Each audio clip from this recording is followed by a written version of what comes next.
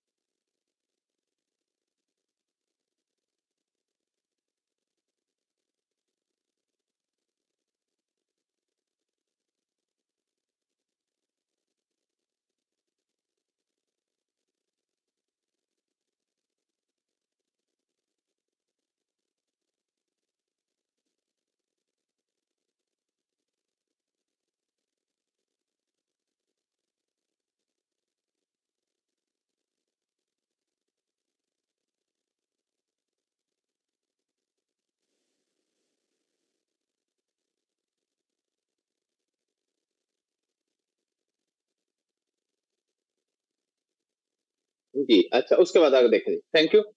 अच्छा, अब ये जो एस्ट्रोसाइट्स होते हैं, फॉर एग्जाम्पल आपको ब्रेन में कहीं पे इन्फेक्शन हुआ, उस इन्फेक्शन वाली जगह पे एस्ट्रोसाइट्स उस इन्फेक्शन वाली जगह को फिर कवर करेंगे। ठीक है, कोई फालिज का अटैक हुआ, ब्रेन स्ट्रोक हुआ, हेमरेज हुआ, स्कीमिक स्ट्रोक हुआ, जहां से ब्रेन आपका डैमेज हो, उस एरिया, उस खला को, उस गैप को वहां पे फिर कौन फिल करता है? कौन फिल करता है? एस्ट्रोसाइट्स। इसे कहते हैं ग्लायोसिस। तो बेसिकली ग्लायोसिस क्या है? एस्ट्रोसाइट्स कहीं पे खाली जगह, फॉर एग्जांपल एक खाली जगह है ना, उस एरिया को ऑक्यूपाई कर लेंगे। तो बेसिकली जो एरिया ब्रेन का डैमेज होता है वहां पे फिर आपकी ग्लायोसिस हो जाती है। ठीक है, तो ग्लियोसिस या ग्लायोसिस जो मर्जी कह लो। अब ये देखो, अब ये मैं आपको बताता हूँ। अब फालिज का अटैक हुआ, जो एरिया ब्रेन में इन्वॉल्व होगा वो ब्रेन का एरिया डेड हो जाएगा, और वहां पे जो एरिया ब्रेन का डेड हो गया, अब उस एरिया में जो आपके एस्ट्रोसाइट्स होंगे वो वहां पे ग्रो करके उस एरिया को, उस गैप को फिल करेंगे। वहां पे क्या होगी जी? इंजरी वाली जगह पे क्या होगी जी? ग्लियोसिस होगी। जी ब्रोस, क्लियर है? आते मारा जो समझ। अच्छा, उसके Yes, बाद sir. उसके बाद अगले सेल्स हैं जी माइक्रो गैरियल सेल्स। ये ब्रेन के मैक्रोफेजेस होते हैं। माइक्रोग्लियल सेल्स जो होते हैं ये ब्रेन के मैक्रोफेजेस को कहते हैं। इनका काम है गंद मंद को खाना पीना, साफ करना। ब्रेन के अंदर जो भी कोई इररेलेवेंट चीज है, कोई आपकी टॉक्सिक प्रोडक्ट है, कोई इंजर्ड, जो कोई डैमेज टिश्यू है, उसको जो है वो वहां से जो है क्लियर करते हैं। बेसिकली ब्रेन के मैक्रोफेजेस को माइक्रोग्लियल सेल्स कहते हैं। अब मुझे ये बताइएगा, जो HIV होता है, मैंने क्या बताया था, किसके अंदर जाके छुप जाता है HIV? माइक्रोग्लियल सेल्स में। इसके अंदर ये मैक्रोफेजेस है। अगर आपको पूछा जाए एक पेशेंट को HIV वायरस बॉडी में गया है, वो कौन से सेल्स के अंदर जाकर छुप जाएगा? माइक्रोग्लियल सेल्स में, ठीक है। अच्छा, उसके बाद आगे लिखें, ये छोटे छोटे सेल्स हैं जो आपको पता होना चाहिए कि आपके सीएनएस में एक तो न्यूरॉन्स होते हैं, एस्ट्रोसाइट्स होते हैं, माइक्रोग्लियल सेल्स होते हैं, उसके बाद एपेंडाइमल सेल्स। ये कौन से होते हैं? ये जो हमने पढ़ा नहीं था, वेंट्रिकल्स, ब्रेन के अंदर थर्ड वेंट्रिकल, फोर्थ वेंट्रिकल, जिब्रोस, पढ़े थे ना? जी सर। तो वेंट्रिकल्स के अंदर वाली जो सेल्स होते हैं उन्हें हम क्या कहते हैं? उनको लाइन किसने किया होता है? एपेंडाइमल सेल्स ने। ये देखो, मैं आपको बताता हूँ जी। ये देखो, ये जो ब्रेन के वेंट्रिकल्स है, ये थर्ड वेंट्रिकल था ना, ये लेटर वेंट्रिकल्स है। तो ये जो वेंट्रिकल्स, वेंट्रिकल्स के अंदर कौन से सेल्स ने कवर किया था? वेंट्रिकल्स के अंदर से कौन से सेल्स ने लाइन किया था वेंट्रिकल्स के अंदर से? जी ब्रोस, वेंट्रिकल्स के अंदर से कौन से सेल्स ने लाइन किया था? इन एपेंडाइमल सेल्स का ट्यूमर हो जाए तो उसे कहते हैं एपेंडाइमोमा। एपेंडाइमोमा, इन एपेंडाइमल सेल्स के ट्यूमर को एपेंडाइमोमा कहते हैं। अब आप सब लोग एक कॉमन सेंस इस्तेमाल करो, एपेंडाइमल सेल्स होते कहां पे? पहले तो ये बताओ, कहां पे ब्रेन में? वेंट्रिकल्स। तो एपेंडाइमोमा होगा तो वेंट्रिकल के अंदर ही नहीं होगा अगर इनकी सेल्स का ट्यूमर होगा। इसीलिए अगर आपको एक पेपर में क्वेश्चन आ जाए कि ब्रेन का जो फोर्थ वेंट्रिकल है, मोस्ट कॉमनली एपेंडाइमोमा वहां पे होता है, फोर्थ वेंट्रिकल के अंदर ट्यूमर है, भाई वहां पे सेल्स कौन से? फोर्थ वेंट्रिकल में एपेंडाइमल सेल्स है। इसका मतलब फोर्थ वेंट्रिकल के अंदर अगर ट्यूमर पड़ा हुआ है, कौन सा ट्यूमर पड़ा हुआ है? एपेंडाइमल। कौन सा ट्यूमर पड़ा हुआ है? एपेंडाइमोमा। सिंपल, इस तरह। अच्छा, उसके बाद और हमारे कौन से सेल्स होते हैं ब्रेन में? ओलिगो डेंड्रोसाइट्स। ये क्या बनाते हैं? Myelin sheath. ये किस तरह के नजर आते हैं? जिसे अंडा फ्राई किया हो। ये किस तरह के इनके पेरेंट्स होती है? Fried egg parents. ये ब्रोस, ये पहले तो ये अंडा देखो ना, ये देख रहे हो अंडा, फ्राई अंडा। और अब इनको देखो, लुक दे रहे हैं फ्राई अंडे वाली? ये लुक Yes, दे रहे हैं sir. फ्राई अंडे वाली? इसे फ्राइड एग पेरेंट्स के नाम जो है ना, इनके पेरेंट्स याद रखने हैं। इन ओलिगोडेंड्रोसाइट्स के ट्यूमर को हम ओलिगोडेंड्रोग्लायोमा कहेंगे, और ओलिगोडेंड्रोग्लायोमा। तो अगर मैं आपसे कहूं ब्रेन में एक ट्यूमर है, उसमें फ्राइड एग अपेरेंस सेल्स हैं, कौन सा ट्यूमर लगाओगे? Oligodendroglioma. ओलिगोडेंड्रोसाइट्स का ट्यूमर है। तो ये छोटे छोटे क्लूज हैं जो आपने याद रखना है। अच्छा, अगर मैं कहूं ब्रेन की माइलिन शीट डैमेज हो रही है, कौन से सेल्स बेसिकली डैमेज हो रहे हैं? ब्रेन में माइलिन शीट कौन बनाता है? Schwann cells. Oligodendrocyte. एक मिनट जरा होल्ड कीजिएगा जी। अब्दुल्ला, माइक्रोफोन ऑन करना, जरा माइक्रोफोन ऑन करना अब्दुल्ला। Yes, sir. ब्रेन में माइलिन शीट कौन बनाता है? दोबारा बोलो। Oligodendrocytes. और पेरिफेरल नर्वस सिस्टम में बाहर, सीएनएस से बाहर कौन माइलिन शीट बनाता है?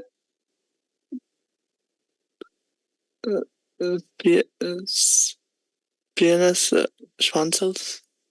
हाँ, श्वान सेल। पहले आपने क्या कहा था? Schwann cells बोला था sir. हाँ, श्वान सेल्स आपने ब्रेन के अंदर नहीं घुसाने, सीएनएस में नहीं घुसाने आपने, सीएनएस से बाहर। तब मुझे ये बताओ, अगर मैं आपसे कहूं सीएनएस के अंदर माइलिन शीट डैमेज हुई है, बेसिकली कौन सा सेल डैमेज हुआ है? Oligodendrocytes. अगर मैं कहूं पेरिफेरल नर्वस सिस्टम में माइलिन शीट डैमेज हुई है, फिर कौन से सेल डैमेज हुए हैं? Schwann cells. Schwann cells damage हुए। जी ब्रो, सब लोगों को क्लियर है? आते मेरा जोया सामा। Yes, sir. अच्छा, Yes, तो ये आप लोगों ने ब्रो याद रखनी है, छोटी छोटी चीजें, बट बहुत इंपॉर्टेंट है। अच्छा, अब उसके बाद मैं आपको ना एक न्यूरॉन की लेयर्स लिखवाने लगा हूं। Endoneurium, पेरीन्यूरियम, epineurium. देखो जी, अब बेसिकली क्या आता है जी?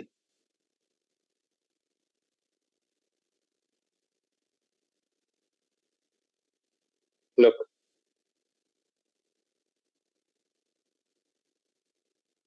बापू ने ऐसे लिखा था शायद, पहले ये न्यूरॉन, ये देखो। अब आप सब लोग देखो, ये माइलिनेटेड न्यूरॉन है क्या अनमाइलिनेटेड? माइलिनेटेड। माइलिनेटेड। इस न्यूरॉन के बाहर, ये माइलिनेटेड शीट के बाहर मैंने एक और, ये ऊपर एक और क्या कर दी, ये ऊपर मैंने एक और लेयर बना दी, इसको ऊपर से एक और मैंने दोबारा टेबल बेड दी ऊपर। This layer is called endoneurium. This layer is called endoneurium. What is endoneurium? The layer outside the myelinated nerve fibre. Myelinated nerve fibres के बाहर या अनमाइलिनेटेड नर्व फाइबर के बाहर जो शीट होगी उसे हम क्या कहेंगे? एंडोन्यूरियम। इसका मतलब क्या ये एंडोन्यूरियम एक एक्सोन के बाहर है या मल्टीपल एक्सोन्स के बाहर है? मल्टीपल। एक यार, फिलहाल तो एक ही एक्सोन है ना।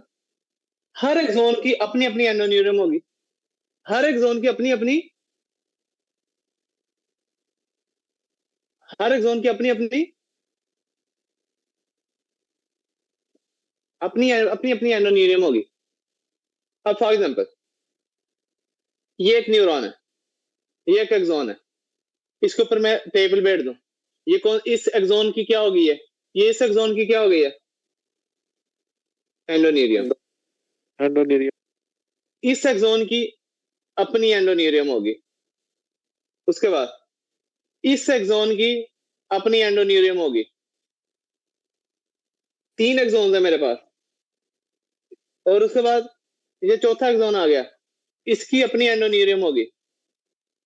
4 एक्सोन हैं, चारों की अपनी अपनी एंडोन्यूरियम है। बात समझ आई? अच्छा, फिर इन चारों न्यूरॉन्स को मैंने क्या किया, चारों एक्सोन्स को मैंने क्या कर दिया? एक और लेयर इकट्ठा कर दिया, चारों को इकट्ठा कर दिया। अब इन चारों के बाहर टेबल बैठ दूं। अब जब इन चारों के बाहर टेबल बैठूंगा ना, उसे कहूंगा पेरिन्यूरियम। पहले हर एक्सोन के बाहर मैंने कवर किया, हर एक एक एक्सोन के बाहर, वो थी एंडोन्यूरियम। फिर मैंने काफी सारे न्यूरॉन्स एक्सोन्स का बंडल लिया, जिस तरह ये बंडल लिया।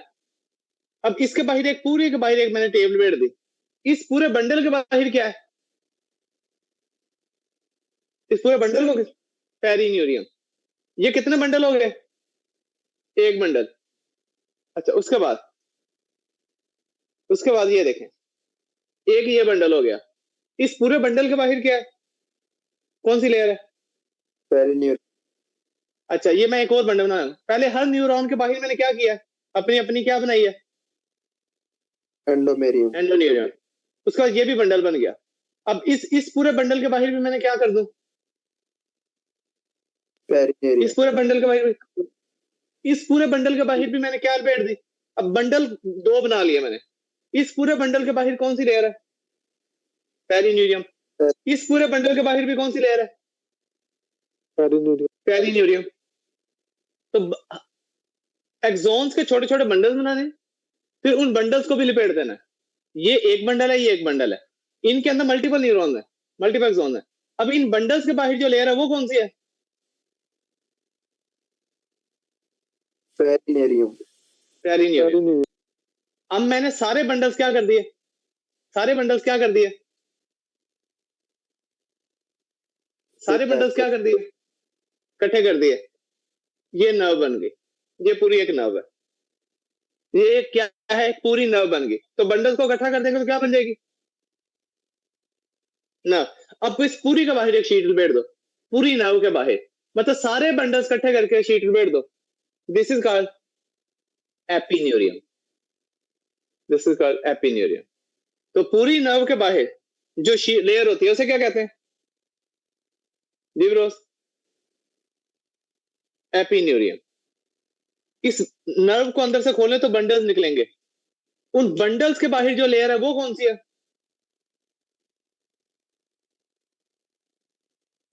बंडल को खोलें तो अंदर से एक्सॉन निकलेंगे। हर एक्सॉन के बाहर कौन सी लेयर है? Endo endoneurium. आई होप सब लोगों को बात समझ आ गई। मेरी यहाँ सारी पेंसिल मिक्स हो गई केड़ी केड़ी किसमें इंक थी किसमें नहीं। जी ब्रो क्लियर है? जी ब्रो क्या कह रहे हैं? एपिन्यूरियम बता दें दोबारा सर। एपिन्यूरियम सारी पूरी नर्व, सारे बंडल्स को इकट्ठा कर दो। सारे बंडल्स को इकट्ठा करके ये एक नर्व बन गई। मेरे हाथ में 2 बंडल थे ना, इस तरह के समझ लो 10 बंडल है। सारे बंडल्स को इकट्ठा किया, ये एक नर्व बन गई। अब ये पूरी नर्व के बाहर पूरे सारे बंडल्स को एक ही लेयर में कवर कर दो। This is called epineurium. अभी इसके एमसीक्यूज आते हैं पेपर में, मैं इसलिए खप रहा हूं। अच्छा अब क्या है जी? ये वो कहानी नहीं पड़ी थी, बाप अपने बेटे को नसीहत करता है, कली कली लकड़ी तोड़ो तो टूट गई, बंडल तोड़ो तो नहीं टूटी, वो इत्तेफाक में बरकत है। वो कहानी थी ना एक, 4 बेटों तो चले जी। यस सर, ये कहानी अच्छा सर। अब मेरी बात सुनिए, अब एक इंपॉर्टेंट बात सुनिएगा। जब कोई डिजीज हमने पढ़नी है जो एक नर्व को अटैक करेगी, या किसी, जाहिर है ये नर्व्स के अंदर ही है ना, epineurium, perineurium, endoneurium, peripheral nervous system के अंदर है ना। अच्छा ये नर्व के, मैंने बताया ये ब्रेन के अंदर ना घुस जाना, ब्रेन के अंदर नहीं, ये बाहर पेरिफेरल नर्वस सिस्टम है। एंडोन्यूरियम, पेरिन्यूरियम एक नर्व में, जैसा फेशियल नर्व है, अल्ला नर्व है, फलाना नर्व है। अब मेरी बात सुना गौर से, अगर आपसे पूछा जाए कि एक नर्व को मैं एक मिनट आपको बताता हूँ।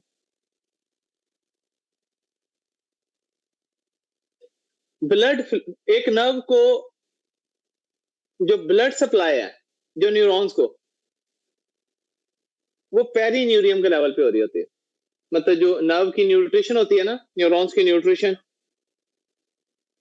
वो पेरिन्यूरियम के लेवल पे हो रही होती है। ये क्वेश्चन है पेपर का, लिख लेना। अच्छा उसके बाद ये जो जीबी सिंड्रोम है, ये जो जीबी सिंड्रोम है जिसमें दोनों टांगे भी कमजोर होती हैं, डीमाइलिनेटिंग डिजीज है ना, वो एंडोन्यूरियम के लेवल पे इन्फ्लेमेशन होती है नर्व में।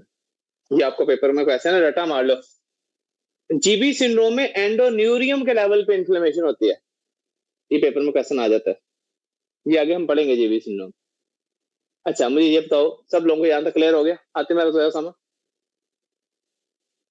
Yes sir. Yes, sir. अच्छा उसके बाद एक टर्म आती है, ये बड़ी छोटी छोटी टर्म्स है, लेकिन ये one of the favourite topic जिन्होंने आगे यूएसएमएल ही देने हैं। एक वर्ड होता है क्रोमेटोलिसिस, क्रोमेटोलिसिस, क्रोमेटोलिसिस, इससे क्या मुराद है? मेरी बात सुनो, यहां से एक्सॉन डैमेज हुआ, यहां से एक्सॉन डैमेज हुआ,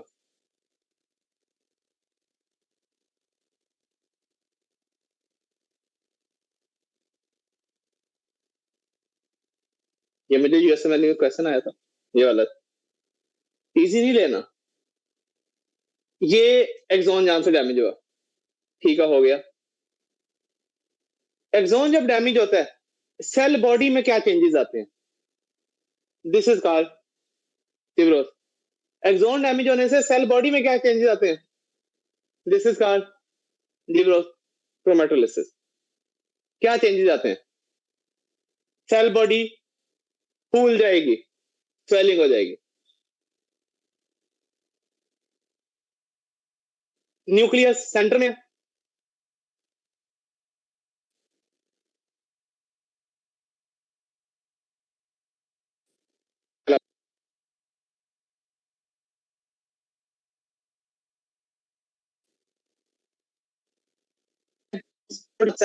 राइबोसोम्स होते हैं न्यूरॉन्स के अंदर। राइबोसोम्स को हम कहते हैं निसल सब्सटेंसेस, निसल सब्सटेंस या Nissl bodies.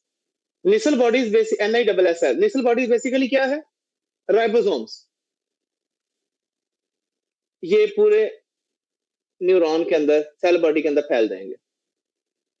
This is called है रटे कख भी नहीं बस, लेकिन पेपर में आता कैसे, इसे करना है यार। What is chromatolysis? Axon damage हुआ, सेल बॉडी फूल गई, न्यूक्लियर साइड पे राइबोसोम फैल गए, disperse, this is called chromatolysis. है कुछ भी नहीं, कहाँ क्लिनिकल यूज, लेकिन बस पेपर में आना है, बेसिक क्वेश्चन है जी। ब्रोस क्लियर है? Yes, sir. ये मैं आपको दिखाता हूँ, ये मैं आपको दिखाता हूँ क्रोमेटोलिसिस।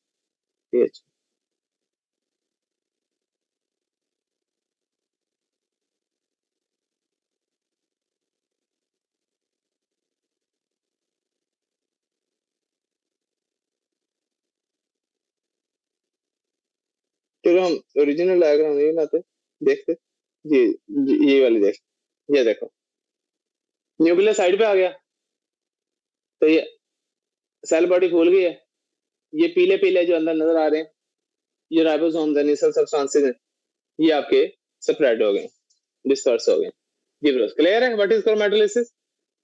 अच्छा आगे चलो जी, अब अगली कल सुनना गौर देना। एक वर्ड आता है वेलेरियन डीजनरेशन, वेलेरियन डीजनरेशन, यहीं पे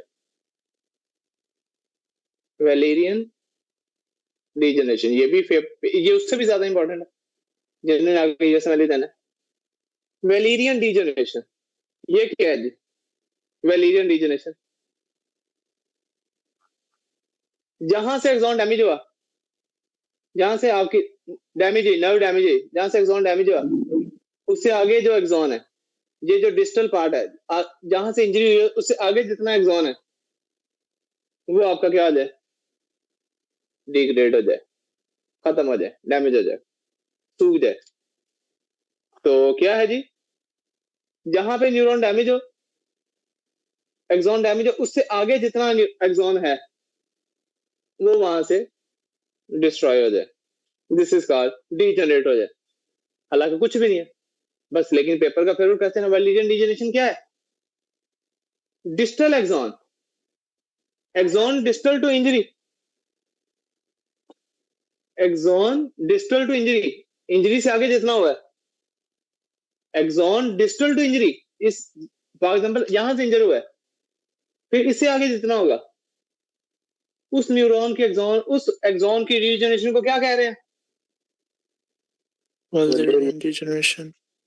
कुछ भी नहीं है, मुझे दोनों क्वेश्चन थे पेपर में, है भी कुछ नहीं, मौका भी कुछ नहीं, लेकिन आता है पेपर में जी। ब्रो सब लोगों को क्लियर हुआ यहाँ तक? आते मेरे तो समझ। Yes, sir. Yes sir. अच्छा आज ना थोड़ा सा मैंने आपको ऑफ जल्दी देना है, तो इसलिए कि घर चेंज करना है, अजाब है ये भी, तो अभी घर देखने जा रहा हूँ। सर ठीक है, तो सर घर आपको उठाने यूएसए में लेकर स्टेटमेंट आ गई थी। ये नहीं, ये बेसिक क्वेश्चन आता है। एक पेशेंट आया, उसको एक नर्व इंजरी थी, ठीक है, उसकी जब हमने स्टडी की तो फलां केस सिनेरियो बना के दे देता है, what is your, what is this, वो कुछ भी पूछ सकता है। नीचे ऑप्शन में लिखा हुआ था क्रोमेटोलिसिस के वेलेरियन डीजनरेशन, आपको वो वर्ड्स में या समटाइम वो न्यूरॉन की फोटो दे देता है इंजर करके, ऐसे सामने फोटो दी होगी, क्योंकि कंप्यूटर पे तो एग्जाम होता है, यहाँ से इंजरी शो की होगी, आगे ये न्यूरॉन सारा सुख सड़ जाएगा, खत्म हुआ होगा, पूछा होगा ये क्या चेंज है, नीचे ऑप्शन में लिखा होगा वेलेरियन डीजनरेशन, इस तरह क्वेश्चन आते हैं।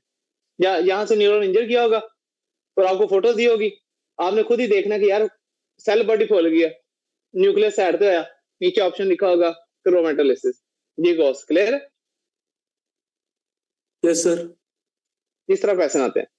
यूएस में नहीं ना, बेसिक्स में बहुत कुछ जाता है। इब्राहिम मुझे ये बताओ, जो आज हमने पढ़ा है इसमें से क्या क्या क्वेश्चन थे एनएलई में? तो ये श्वान सेल्स का था, लिगोडेंड्रोसाइट्स का था, और सर और भी काफी थे सर, मैंने अपने नोट्स वाले कर दिए। खोलो नोट्स,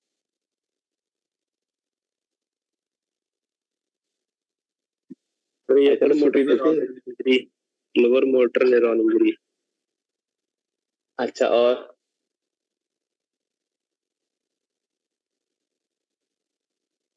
बस सर यही थे, ज्यादा बेसिक्स में नहीं थे। अच्छा, अब मुझे ये बताओ, ये एंडोनियम पेरिनियम कुछ नहीं था, डीमाइलिनेशन डिसऑर्डर कुछ नहीं था? है था सर, ये भी था सर। हाँ, देखिए ये पेपर में पेट क्वेश्चन है। आप मुझसे पूछिए तो सर। नहीं, बात ये नहीं होती, ये मैं ना इब्राहिम से इसलिए पूछता हूँ, मुझे पता है क्या क्या आते हैं, आप लोगों का ना कॉन्फिडेंस बूस्ट होता है। अच्छा यार, जो आज हमने पढ़ा है इसमें से ये क्वेश्चन थे पेपर में, बस आप ना फिर कॉन्शियस हो जाते हो कि यार इन्हें पढ़ना है, ये जो सीखे क्वेश्चन, ठीक है। सिर्फ आप लोगों के लिए मैं पूछता हूँ कि आप लोगों को एक तो थोड़ा कॉन्फिडेंस आ जाता है कि यार वाकई जो पढ़ रहे हैं ये पेपरों में आ भी रहा है, और दूसरे नंबर पे कि जो पढ़ रहे हैं वो पेपरों में आ रहा है और ये पढ़ना भी है, याद भी करना है। जी ब्रोस, क्लियर है सबको यहाँ तक? आतिम रज़ोया सामा? Yes, तो sir. यस आज सर। थोड़ी सी हम आज वैसे मेरा मूड था, लेकिन वो एजेंट की कॉल आ गई है, मुझे बैरियर टाउन जाना है, ठीक है, फिर बाकी इंशाल्लाह कल करेंगे। अल्लाह दी अमान सर जी। ओके, डॉक्टर जोहा क्लास एंड कर दो।